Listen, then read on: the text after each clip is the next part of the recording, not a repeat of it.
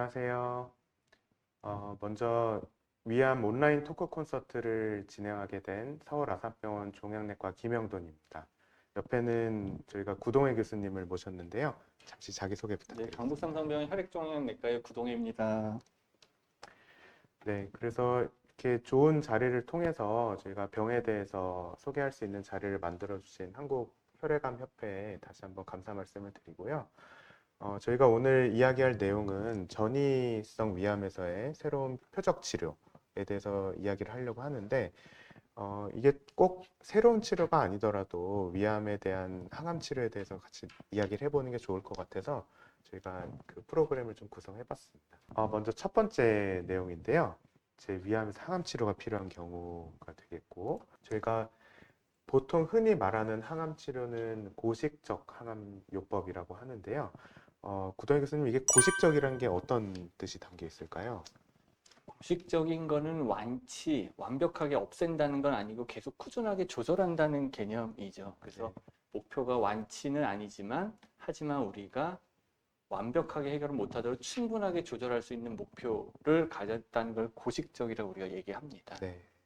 이제 전이암 같은 경우에 일반적으로 고식적 항암 치료를 한다고 하는데, 일단 가장 주된 목표는 생존 기간의 연장이 되겠죠. 네, 그리고 또 생존 기간의 연장뿐만 아니라 사실 환자분들께서 이렇게 뭐 완치되는 것도 아닌데 뭐하러 항암 치료를 하냐 이렇게 말씀하시는 경우도 있잖아요.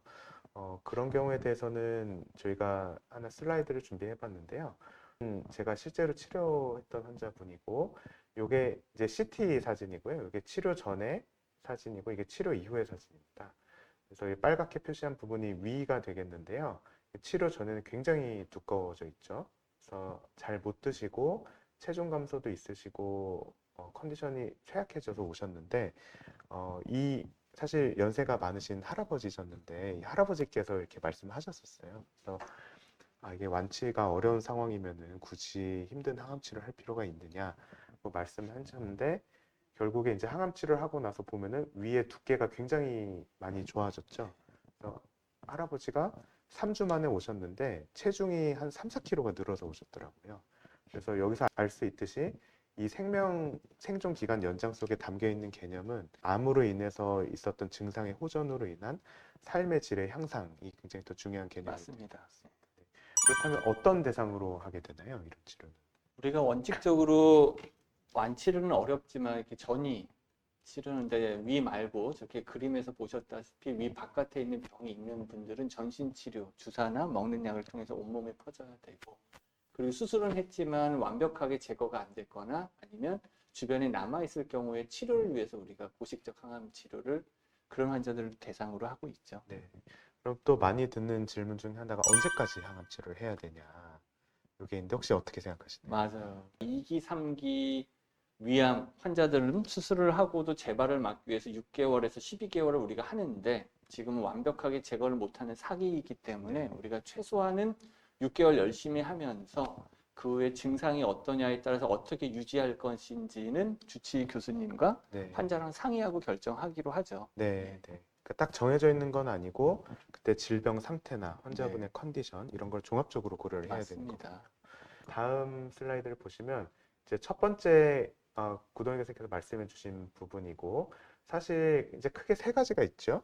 그래서 수술 이후에 보조 항암 요법. 요거는 저희가 수술로는 눈으로 보이는 암을 떼낸다고 생각을 하고, 근데 재발이라는 거는 눈에 보이지 않던 부분에 숨어 있다가 암세포가 자라나는 거지 맞아. 않습니까? 그래서 효과적인 항암 치료를 통해서 이제 눈에 보이지 않는 숨어 있던 암세포를 죽이는, 그래서 결국 그 재발률을 낮추는, 그 바꿔 말하면 완치율을 높인다고 볼 수도 있겠죠. 그래서 그런 치료를 하는 것이 수술 후에 보조 항암 요법이라고 하고요. 대상은 2, 3기 암이 되겠습니다. 수술적으로 암이 완전히 제거된 경우에 해당이 되겠고, 그다음에 가장 효과적인 최소한의 기간을 저희가 항암 치료 요법에 따라서 이제 요법하는 경우는 6개월, 단일 요법하는 경우는 1년 이렇게 표준 치료로 되어 있죠. 네, 그 다음에 항암 치료는 수술 전 선행 항암 화학요법이 있겠는데요. 그래서 일단 기본적인 개념은 수술 전에 암을 최대한 줄여놓고, 그래서 완전히 절제할 수 있는 그런 확률을 높이고 재발률을 낮추는 이제 그런 개념으로 생각하면 될 것 같습니다.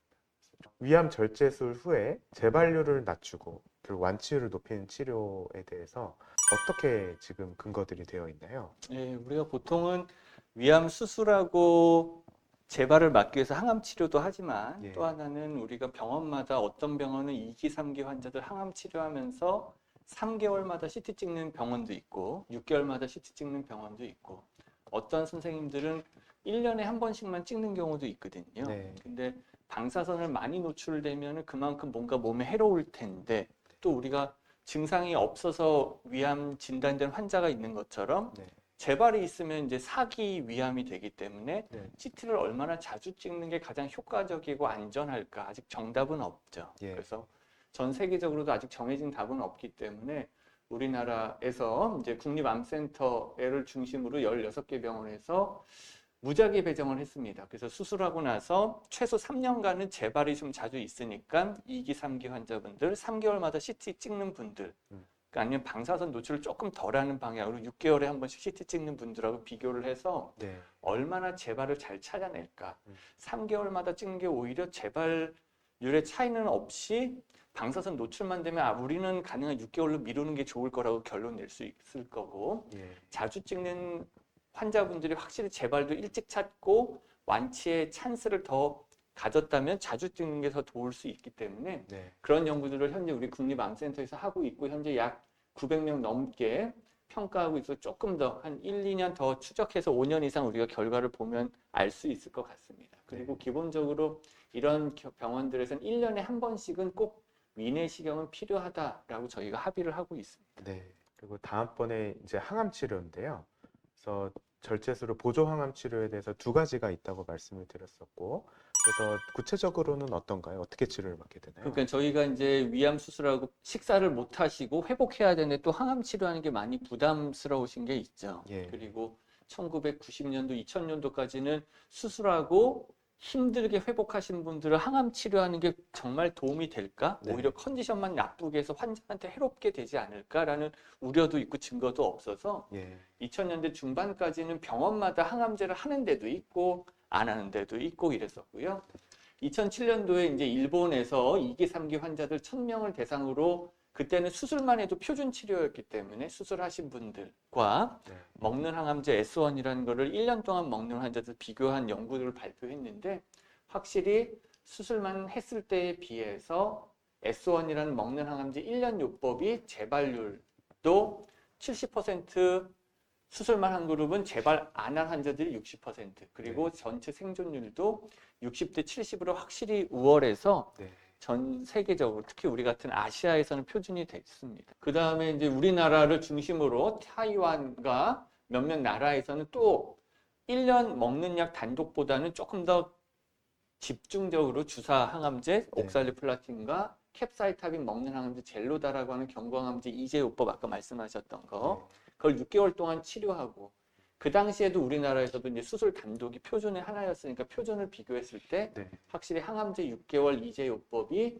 무재발, 재발 안 하는 환자들도 60대 75%로 생존율도 60대 78%로 더 우월해서 네. 우리나라에서 현재 S1 1년 요법 혹은 공격적으로 옥살리플라틴과 젤로다 이제요법 6개월 요법이 표준입니다. 네. 네. 그래서 이제 암의 기수라든가 환자분의 컨디션, 얼마나 식사를 잘 하시는지 이런 부분들을 보고 종합적으로 결정을 해야겠네요. 네. 네. 또 하나의 질문은 옥살리플라틴이라고 하는 이제 주사 항암제를 말씀해 주셨는데 아무래도 주사제라 그러면 좀 더 부작용이 또 많을 것 같아요. 네. 그래서 그거랑 관련돼서 또 진행되는 연구도 있다고요? 네, 맞습니다. 그래서 옥살리플라틴이라는 항암제는 신경증, 저림증과 찌릿찌릿한 무기력함, 근기능 저하 등의 부작용이 있어서 예. 그리고 항암제를 다 맞고 나서도 1년, 2년까지도 부작용으로 고생하시는 환자분들이 있죠. 네. 그래서 대장암 같은 경우에도 같은 항암제 젤록스 요법을 쓰는데 이미 3기 B까지는 네. 젤록스 요법을 주사제를 3개월만 맞나 6개월 맞나 큰 차이 없다는 게 이미 증명돼서 네. 1000명을 대상으로 주사 항암제는 3개월만 드리고 네. 먹는 약은 6개월과 표준 주사 경구항암제 6개월과 비교해가지고 재발률의 차이가 크지 않다면 네. 실은 우리가 아까 테이블에서도 보셨지만 10명 중에 10명 다 재발하는 건 아니고 네. 항암제를 잘 쓰고 제대로 하면 10명 중에 6명, 7명은 재발하지 않고 무병 상태를 유지하시는데 부작용 때문에 고생하시는 환자들이 너무 많으면 삶의 질이 떨어지니까 네. 주사항암제를 3개월로 줄이는 임상 연구를 진행하고 있습니다. 그렇군요. 네. 그러면은 또 이제 환자분들께서 궁금해하신 부분 중에 하나가 혹시 표적 항암제, 면역 항암제 예. 이런 게 수술 이후에 좀 적용이 될 수 있을까요? 그러니까는 저희가 위암에서는 그 구체적인 임상 연구가 많지는 않은데 네. 이제 비슷한 항암제를 쓰는 대장암에서는 뭐 전 세계적으로 연구가 많이 되어 있는데 예방 치료기 때문에 표적이 없는 표적 항암제를 쓰면 오히려 더 환자들이 안 좋은 결과들을 받고요. 네. 면역 항암제에서도 이제 아시아 중심으로 항암제랑 면역 항암제를 예방을 위해서 썼지만 더 좋다는 증거가 없어서 하지만 네. 면역 항암제도 부작용이 없는 건 아니라서 네. 아직까지 면역 항암제나 표적 항암제는 예방 치료에는 도움이 된다는 증거가 없어서 쓰진 않고 있습니다. 네. 명쾌하게 정리해 주셔서 감사합니다. 네, 네. 일반적으로 수술 이후에 하는 항암 치료에 대해서 말씀을 드렸고, 이제 위암 절제 술 전에 항암 치료를 한다. 그래서 요거는 제가 좀 말씀을 드리면요. 우리나라에서 대규모 연구가 있었습니다. 그래서 2, 3기 위암에 대해서 수술하고 이제 아까 말씀하신 S1을 바로 하는 것을 대조군으로 해서 수술 전에 이렇게 세 가지 도세탁셀, 옥살리플라틴, S1이라고 하는 DOS라고도 하는데요. 이제 이런 요법을 추가했을 때 이득이 될 거냐를 봤는데 일단 이렇게 했을 때 재발률을 낮출 수가 있고요. 그다음에 최근에 장기간 생존율도 보고가 되었는데 이제 특히 8년 생존율로 봤을 때는 약 10% 정도가 차이가 났습니다. 그래서 저희가 수술 전에는 절제가 가능하다고 보고 수술을 들어갔는데 막상 실제로 수술장에서 보면 CT에서 보던 것보다 범위가 더 커서 수술적인 절제를 못하는 경우도 있지 않습니까? 맞습니다.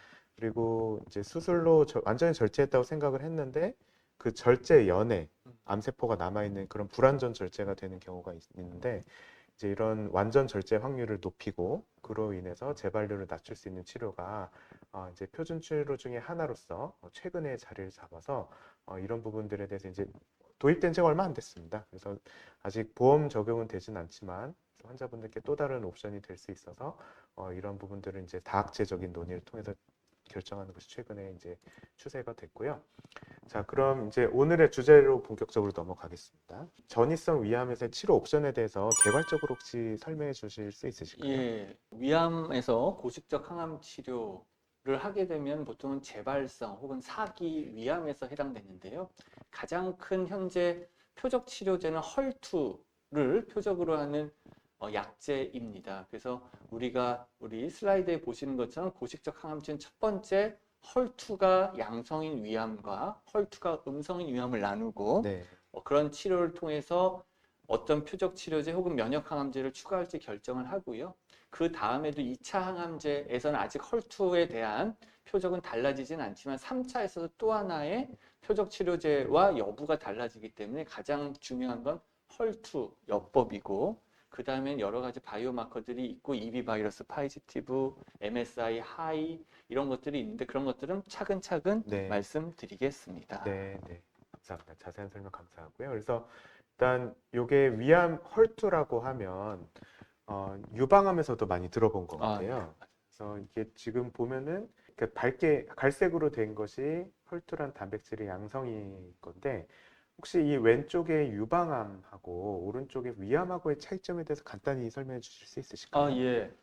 저 그림을 보면 이제 다 암세포의 슬라이드인데 왼쪽 유방암은 뭔가 모두가 갈색이죠. 세포들이 갈색이라는 거는 유방암 세포의 헐투 양성이란 암세포라고 우리가 진단할 때 모든 암세포가 대체적으로 같은 색깔을 보여서 헐투라는 단백을 발현한다고 생각할 수 있는데 오른쪽 슬라이드 위암에서 보면 이제 파란색으로 보이는 것도 암세포인데 그중에 오른쪽 3분의 1만 까만색으로 섭취가 된다는 것은 모든 위암세포 중에 다 헐투를 발현하는 건 아니고 네. 3분의 1 정도 발현을 하는 세포들로 보여 있죠. 그래서 네.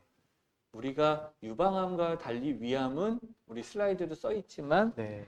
뭐 조직 검사가 충분하게 안 돼 있거나 병리과 선생님이 꼼꼼하게 못 보면 네. 일부에서 헐투 양성이 있더라도 우리가 헐투 양성인지 모르고 예. 치료제를 못 쓸 기회가 있을까 봐 네. 좀 조심스럽습니다. 그렇군요. 그렇게 해서 일단 조직 검사를 하는데 이런 헐투가 없는 부분만 조직 검사가 되면은 놓칠 수도 있겠군요. 맞습니다. 네. 그래서 다시 한번 조직 검사를 했을 때 약 8%에서 헐투가 양성이 되고 이런 경우 치료 성적도 비슷하다 이런 거 있고요.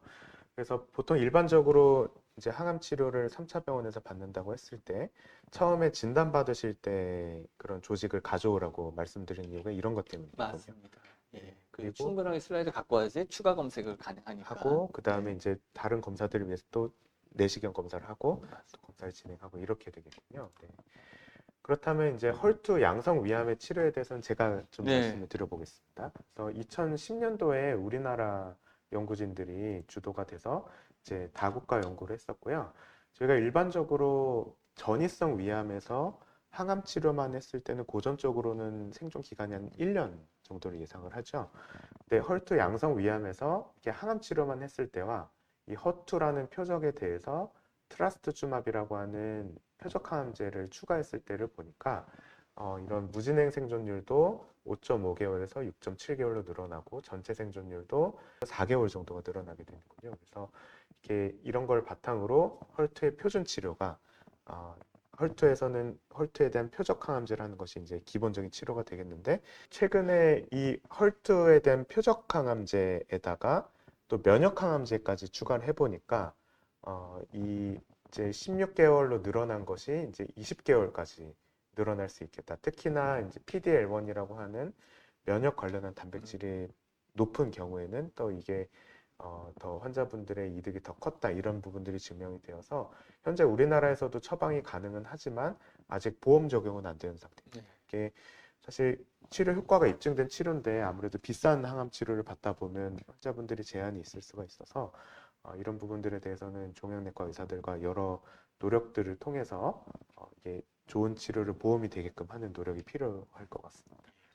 다시 정리해 보겠습니다. 그러면은 아까 전에 치료가 헐투 음성과 헐투 양성으로 이제 초치료가 나뉘게 된다고 말씀을 드렸고 이제 헐투 양성의 경우에는 표적 항암제를 추가, 최근엔 면역 항암제까지 추가하는 경우가 있는데 또 다른 신약이 있습니다.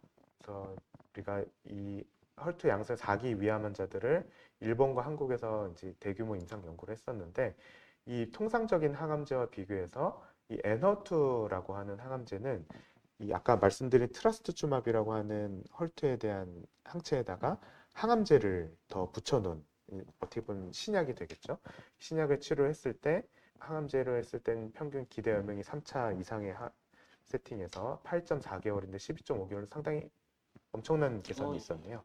그래서 이 치료는 현재 우리나라에서도 쓸 수가 있습니까? 네, 실은 이 부분에 대해서는 참 우리나라에 감사하는데 최근에는 이 애널투 트라스메 디럭스티카인이 3차에서 보험이 돼서 우리 네. 환자들이 급여 안에 이런 고가의 약을 받고 네. 치료 형적이 좋아지는 걸 우리가 몸으로 체험하고 있고 우리 환자분들도 경험하고 있습니다. 네, 그렇군요. 그래서 이제 이런 점들을 바탕으로 헐투 양성 위암에서는 또 다른 더 개량된 신약들, 그다음 또 다른 새로운 조합들이 많이 연구가 되고 있는 것 같습니다.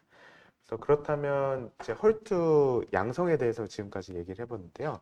헐투 음성 위암에 대해서 구동희 교수님께서 좀 설명해 주실 수 예, 있으실까요? 헐투 음성은 실은 표적 치료제가 없으니까 일반 항암제만 하는 게 표준이었는데 네, 이제 다행히 2020년대 초반에 우리 본 연구를 통해서 헐투 음성 환자들 29개국 1,600명 정도 대상으로 했었던 연구를 보니까 폴폭스 젤록스라고 우리가 하는 항암제에 니볼루맵, 옵티보라는 면역 항암제를 추가하니까 평균 11개월에 비해서 14개월로 한 3개월 이상의 생존 연장이 평균에서 있었죠. 그러니까 네. 더 긴 분들은 더 반응이 좋았고, 그리고 아까 김영종 교수님 말씀하신 것처럼 PD-L1이라는 면역 바이오 마커가 점수가 높을수록 더 성적이 좋아서 현재 우리나라에서도 네. 헐투 음성에서는 일반 항암제에 PD-L1이 5점 있을 때는 면역 항암제 추가로 하는 게 표준이 됐고 보험도 됐습니다. 네. 다만 모든 환자에게서 이런 PD-L1 발현이 있는 건 아니기 때문에 우리가 반드시 확인해야 되는 것이 필요합니다. 네.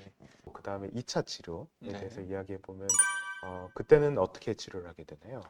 실은 2차 치료는 2014년도에 우리 본 논문에서 이제 파크리탁셀이라는 항암제에 네, 라무시루맵이라는 사이람자라는 표적 치료제가 대규모 글로벌 연구에서 나왔는데 2010년도, 12년도까지만 해도 위암에서는 전 세계적으로 1차 항암제에 실패하신 분이 컨디션도 안 좋은데 우리가 맨 처음 첫 토픽이었지만은 그렇게 힘드신 분들이 항암제로도 고생하셨는데 또 다른 항암제를 바꾼다고 도움이 될까? 네, 오히려 환자를 괴롭히지 않을까라는 그런 고민이 있었죠. 네, 그래서 2010년 지나서야 전 세계적으로 많은 연구를 통해서 아니야, 위암 항암제에서 고식적 항암제 1차에 실패해도 다른 약제를 써서 효과를 보면 환자들이 훨씬 생존이 연장되기 때문에 이제 2차 이상의 치료가 표준이 됐는데 2014년 연구에서는 표적 치료제 라무시루맵이라는 약제를 추가하니까 일반 항암제에 비해서 훨씬 더 무진행 생존, 전체 생존 향상이 돼서요. 네, 우리나라에서도 2015년 이후부터 보험급여가 돼서 현재 표준 치료, 헐투에서는 1차는 면역, 2차에서는 파크리탁셀, 라무시루맵이라는 약제가 현재 표준입니다. 네. 그렇다면 이 라무시루맵이라는 약은 표적 항암제인 것 예. 같은데 이게 혈관을 이제 결국 혈관 생성 억제를 하는 약인 것 같아요. 그래서 그렇다면 이게 혈관을 건드리는 약이다 보니까 혹시 부작용들은 어떤 것들이 있을까요? 맞습니다. 이렇게 암이 막 자라려고 하면 새로 막 혈관을 형성하는데 그걸 딱 차단시키니까 혈관이 쉽게 말해서 딱딱해지죠. 네, 굳어지니까 혈관이 굳으면 우리 환자분들이 대부분 노인들이시니까 혈압이 올라가는 경우도 있고 네, 그리고 혈관이 딱딱하니까 상처가 나면 상처가 잘 지혈이 안 돼요. 네, 코피가 나거나 소변에서 피가 나거나 네, 그리고 마장 혈관이 약한 콩팥 같은데 혈관이 딱딱해지니까 단백뇨 그래서 네. 거품뇨가 나오거나 잘못하면 단백질이 빠져나가서 복수가 차거나 흉수가 차는 경우도 있죠. 그렇죠.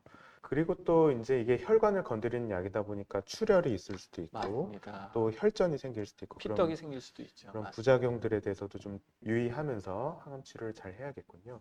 근데 이제 최근에 들어보니까 이 라무시루맙이라고 하는 약제 사실 표적 항암제 고가의 약인데 요 약제가 좀 사용에 제한되는 면이 좀 있는 것 같습니다. 원래는 2차 표준 치료로 이제 정립이 된 약제인데 최근 들어서 저희 이제 심평원이라든가 이런 데서 심사를 할 때 저희가 아까 1차 치료제로 옥살리플라틴을 쓴다고 했는데 그것들이 이제 오래 쓰다 보면 아까 손도 저리고 이제 혹시 방향 감각도 잃을 수 있고 이런 신경 부작용이 있어서 끊게 되는 경우가 많지 않습니까?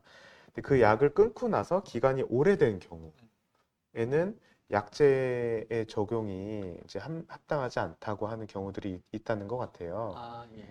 그래서 맞습니다. 그러니까는 우리 김영중 교수님 말씀하신 게 굉장히 실질적이고 중요한 부분인데 이제 문제는 우리가 이 연구를 근거로 우리나라에 급여가 됐는데 이 연구 디자인 자체가 앞에 옥살리플라틴이나 시스플라틴 같은 그 힘든 플래티넘이라는 항암제를 쓰고 4개월 이후에 재발이 됐거나 병이 나빠진 분들에게만 이 연구에 등록을 시켜줬거든요. 네, 근데 아까 말씀하신 대로 우리가 1차 항암제 하다가 맨 처음에 6개월 이상 가고 네, 힘들면 약을 줄이거나 해가지고 네, 플래티넘이라는 힘든 약을 빼고 6개월, 1년 이상 유지됐다가 나빠졌을 때 이 약을 바로 썼을 때 우리 보험이 안 되는 경우도 있고 또 하나는 아까 수술하고 네, 재발을 막으려고 젤록스 요법을 했는데 보통 수술하고 나서 3개월마다 CT 찍는 경우도 있지만 6개월마다 CT 찍었을 때 그 시점에 병이 재발하면 네, 항암제하고 4개월째에 재발을 했는지 안 했는지 모르니까 네, 수술하고 젤록스를 쓴 지 얼마 안 돼서 병이 나빠졌는데 또 쓴다고 도움이 될까? 2차 약제를 쓰고 싶은데 아직 급여 조건이 엄격하기 때문에 못 쓰는 경우가 있습니다. 네, 그렇군요. 그래서 일단 이런 생존율의 이득이 입증된 치료기 때문에 사실 그 환자분들이 투여를 했을 때 도움이 될 걸로 이제 뻔히 보이는 환자들이 있지 않습니까? 그래서 이제 그런 환자분들이 기회를 놓치지 않도록 저희가 좀 더 많은 노력을 해야 될 것 같다는 생각이 들고요.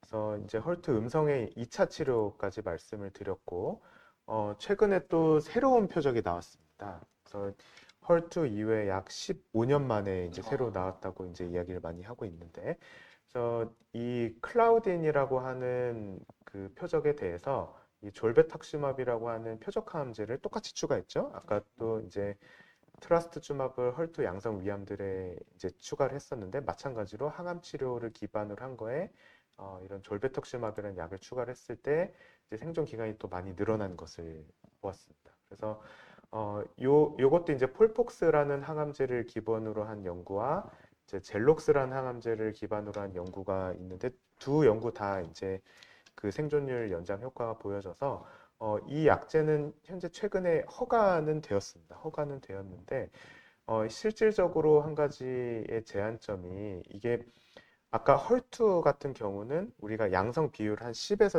15% 정도 보지 않습니까? 근데 이 클라우딘 양성은 40% 정도를 보는데 이 양성인지 아닌지를 또 보기 위해서는 그 종양 조직을 단백질 염색을 하는 과정이 필요합니다. 근데 이 단백질 염색하는 그 검사 자체를 이게 신의료 기술로 본다든가 이런 것 때문에 지금 이 약제가 실질적으로 들어오는 게 좀 지연됐다고 좀 들었어요. 그래서 이런 부분들도 환자분들이 이게 약제를 추가했을 때 이런 이득을 생존율 이득을 볼 수 있는 중요한 치료이기 때문에 마찬가지로 빠르게 좀 나라에서 허락을 쓸 수 있게끔 해주어서 검사도 하고 새로운 치료도 받을 수 있게끔 하는 노력이 또 필요할 것 같습니다. 맞습니다. 지난 2, 30년간의 발전에 대해서 그림으로 표현을 했는데요. 여기에 대해서 간단하게 좀 요약을 해주실 수 있으실까요? 그럼? 우리 항암 치료의 가장 주류가 서양이고 네. 미국이나 유럽인데 서양에서는 위암이 굉장히 드문 질환이니까 네. 90년대까지 항암제 그런 힘든 분들에게 항암제가 도움이 안 돼라는 의문을 갖고 있다가 90년대 들은 이제 항암제가 도입되고 네. 2000년도에 우리 아까 젤로다, S1 같은 먹는 항암제가 주사에서 경구약이 증명되고 이제 2012년부터 2차, 3차 이상 열심히 항암 치료하면 환자들이 더 잘 지낼 수 있어가 증명됐다면 네.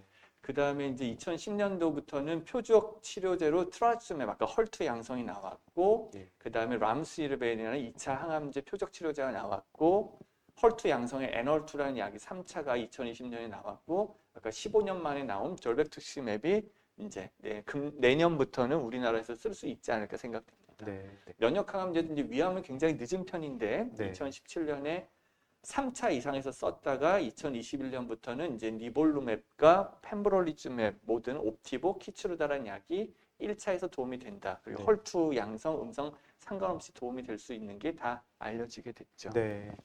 그리고 이제 이 그림을 보니까 이제 수술 전, 수술 후뿐만 아니라 수술 전의 치료도 새롭게 이제 저희가 옵션이 생기고, 그다음에 여러 가지 신약들이 나오는 걸 보면 최근 몇 년 사이에 굉장한 발전이 있었던 것 같아요. 그래서 앞으로도 이런 신약들이 나오고 더 어떤 환자분들께 어떤 약을 쓰는 게 더 좋을지에 대한 연구들이 계속 나올 거여서 위암 환자분들이 이런 희망을 가질 수 있도록 저희가 또 열심히 연구도 하고 환자분 치료를 해야 되겠다는 생각이 또 듭니다. 그래서 이제 다음은 이제 저희가 최신 치료의 발전에 대해서 말씀을 드렸고 실제로 항암 치료를 받으면서 있을 수 있는 부작용이 사실은 환자분들이 직접적으로 이제 몸소 느끼시고 당장의 불편한 점들이기 때문에 그런 부분들에 대해서도 좀 생각을 해봐야 될 것 같아요. 그래서 항암 치료의 부작용에 대해서 조금 더 자세히 말씀해 주실 수 있나요? 수술하고 재발을 막는 주사요법은 젤록스, 옥살리플라틴이고 네. 1차 요법도 옥살리플라틴이 메인이기 때문에 우리나라에서는 이런 시스플라틴, 옥살리플라틴이 만드는 말초신경증을 우리 대부분의 위암 환자들이 경험한다고 알고 있어야 될 것 같습니다. 그래서 특히 어디 손끝, 발끝, 혀끝이나 성대, 아니면 턱같이 민감한 데에 환자가 제일 많이 느끼시고요. 네. 환자분이 느끼는 증상들은 감각 이상, 어떤 분들은 따끔거린다, 찌르는 것 같다, 짜릿짜릿하다, 아프다, 가만히 있어도 괜히 시리다라고 하는 경우도 있고요. 아니면 운동 이상, 괜히 다리에 힘이 떨어지거나 손 마비가 온다. 아니면 신경이 전반적으로 약해지니까 뭐 혈관을 유지시키는 그런 자율신경도 떨어져서 고혈압이 생기거나 저혈압이 생기거나 여러 가지 증세들이 있습니다. 네. 그래서 현재 쓰는 약들은 신발타, 에나폰, 뉴론틴이나 리리카 같은 약들이 있고요. 어떤 약들은 부작용이 또 더 어지럽게 하는 경우도 있으니까 네. 주치의 교수님하고 상의해야 될 것 같습니다. 네. 그리고 또 이런 증상을 조절하는 약제도 있지만 결국에는 너무 심하면 중단하는 경우도 있을 수가 맞습니다. 있겠군요. 예. 겨울에는 또 이제 증상이 또 더 더 심해지시죠. 악화되고 그럴 수가 있어서 이제 그런 부분들에 대해서 주치의와 잘 상의를 해서 약제 용량이라든가 이제 증상을 좋아지게 할 수 있는 보조 약제들의 처방이 필수적이겠네요. 네, 그리고 다음에 또 있을 수 있는 부작용은 또 뭐가 있을까요, 교수님? 예, 우리 위암 환자들은 또 본인도 모르게 빈혈로 발견되는 경우도 많잖아요. 이게 네, 위가 헐고 위궤양이 아니라 위암인 경우도 있고. 그래서 우리 위암 환자분들 중에 빈혈 생기면 우리가 크게 네 가지 이렇게 위암에서의 출혈이 있거나 혹은 병이 너무 진행해서 골수에 암세포가 침범해서 골수 기능이 떨어지는 경우도 있고 네, 아니면 수술 받고 저희한테 항암 치료 받으러 오셨는데 수술하고 회복이 안 돼서 출혈이 있었던 환자들 네, 항암 치료로 인해서 골수 기능이 아예 떨어져서 아무리 철분, 엽산, 비타민 보충을 해도 안 되는 분들도 있고 네, 아예 뭐 식욕 저하 때문에 영양 흡수 저하로 하시는 분이 계시는데요. 네, 우리가 요즘 고민할 부분들은 특히 항암 치료 때문에 우리가 먹는 철분제를 드시거나 아무리 식사를 잘해도 철분이 어느 정도 쌓여 있어도 빈혈이 회복되지 않는 분들이 계십니다. 네, 그래서 그럴 경우에는 우리가 철분이 적당히 있다고 그러면 안 되고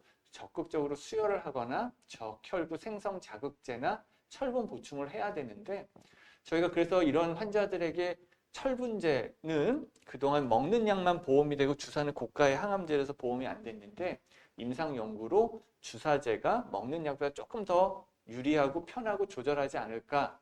그래서 우리가 임상 연구 진행해서 주사를 하고 있고 최근에는 또 일부 엄격하게 낮으신 분들은 보험도 돼서 네, 이제는 치료하시면서 빈혈이 생길 때 철분 주사도 적극적으로 사용하고 있습니다. 네.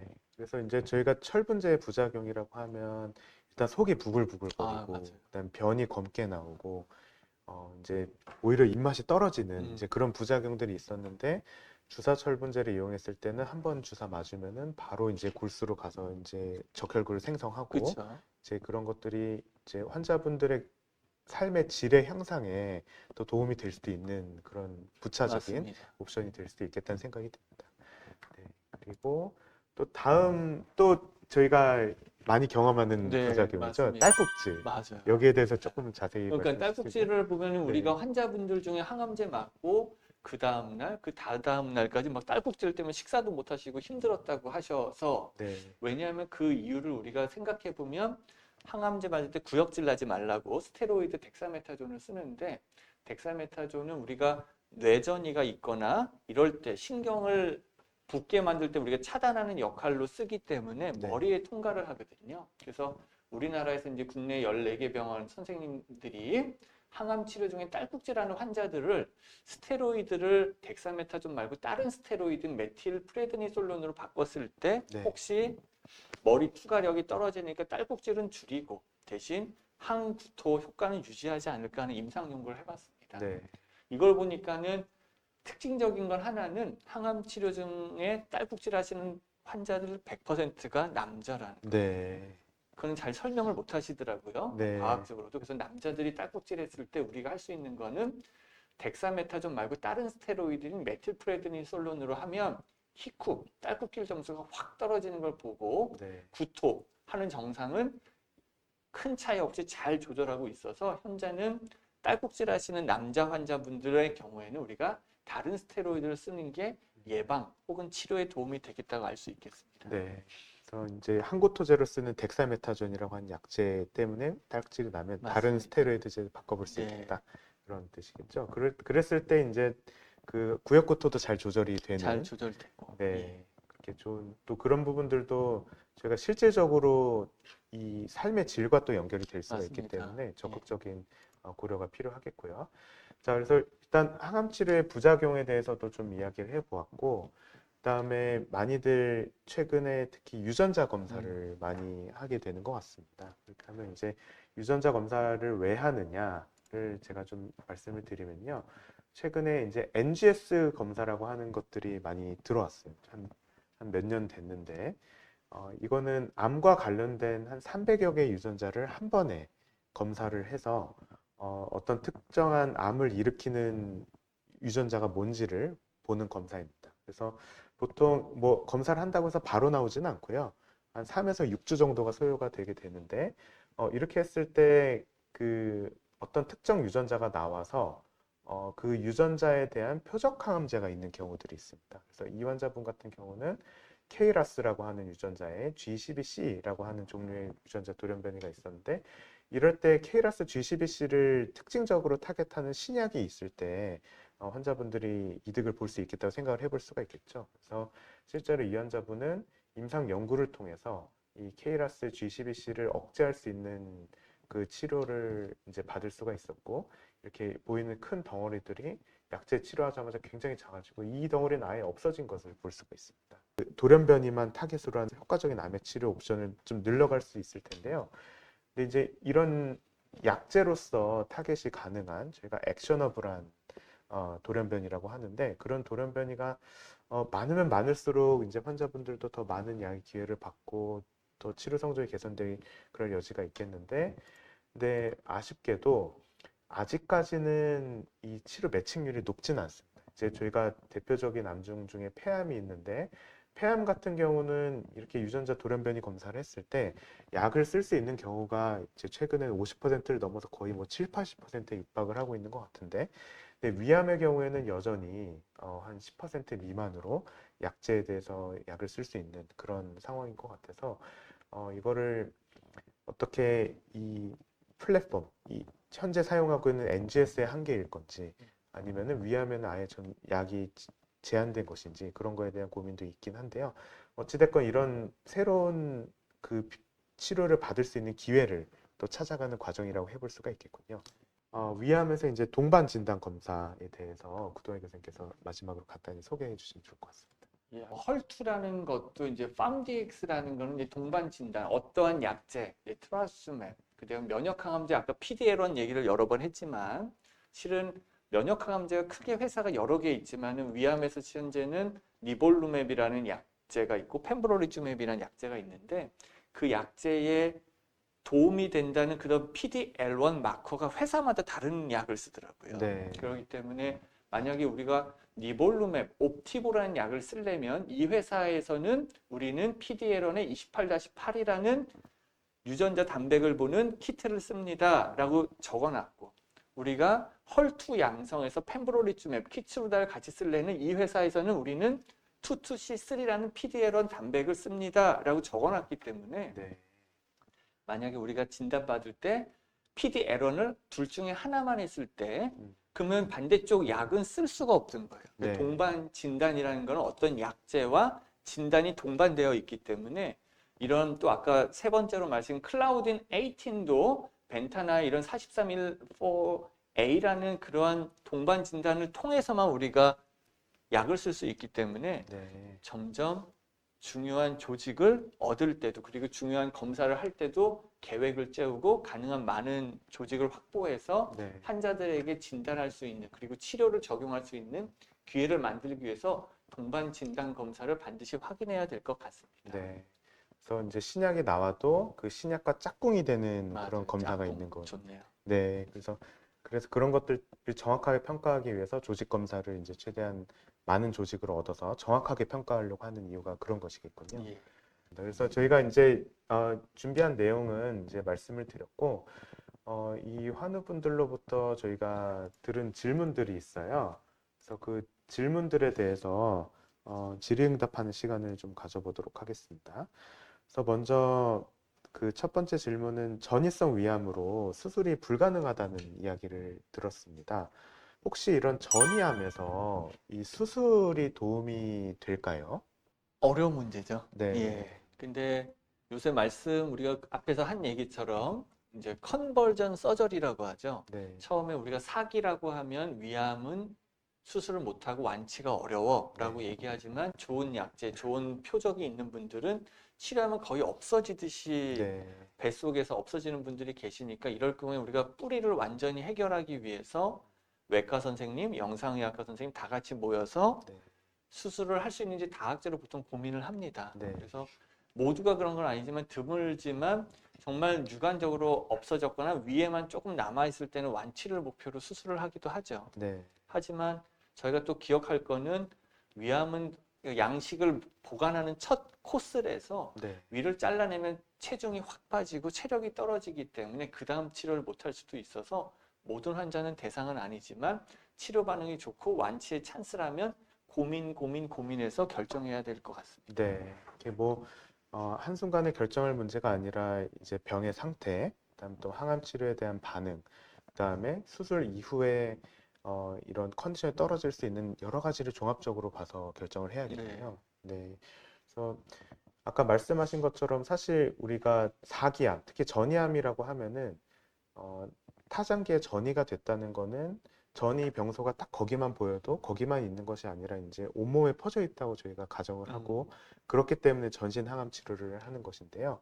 그래서 이게 최근에 여러 가지 면역 항암제, 표적 항암제 효과가 확 좋아지다 보니까 처음에는 이게 절제가 불가능하다고 생각했는데 암의 범위가 줄어서 수술해 볼 수 있겠는데 이런 경우도 점점 더 많이 늘어나는 것 같습니다. 그래서 그런 부분에 대해서는 향후 데이터가 더 쌓여서 좀 근거가 돼서 이럴 때는 항암의 반응이 좋으니까 수술을 고려해 봅시다.